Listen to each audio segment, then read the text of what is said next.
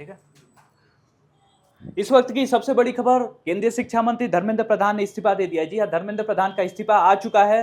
उन्होंने ट्वीट के माध्यम से बताया कि वो अपने पद शिक्षा मंत्रालय से वो इस्तीफा दे रहे हैं। कल सीजेपी की एक डेलीगेशन जेपी नड्डा से मिलने गई थी। वहां उनकी 2 मांगें मानी गई।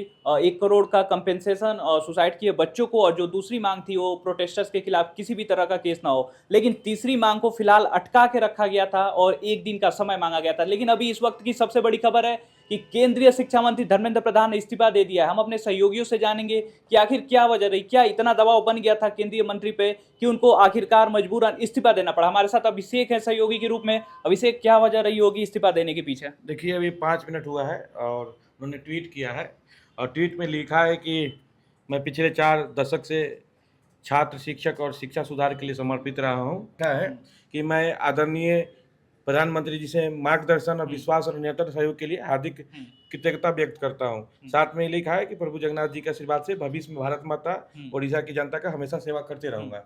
और दूसरी बात, इन्होंने 36 दिन बाद दिया है और लगातार सरकार इनसे बात करने की सोच रही थी, लेकिन आज फिलहाल उन्होंने आखिरकार इस्तीफा दे दिया। अब देखना ये रहेगा कि दीप्ति इसके बाद क्या करते हैं, क्योंकि उनका बात यही था कि इस्तीफा सिर्फ चाहिए, सिर्फ इस्तीफा। चलिए, 30-35 दिनों के लगातार प्रदर्शन के बाद इस्तीफा आ चुका है। 36 दिनों के बाद इस्तीफा आ गया है केंद्रीय शिक्षा मंत्री धर्मेंद्र प्रधान का। लेकिन एक सवाल, सबसे बड़ा सवाल अभिषेक ये रहेगा कि क्या ये आंदोलन खत्म हो जाएगा धर्मेंद्र प्रधान के इस्तीफे के बाद से, या फिर ये किसी और वजह से जारी भी रहेगा? अब हमें इंतजार रहेगा प्रतिक्रिया का दीप्ति के लेकर, और जो भी कांग्रेस पार्टी के मतलब समर्थक में जो जुटे हुए हैं जंतर मंतर पर नीट पेपर के लेकर।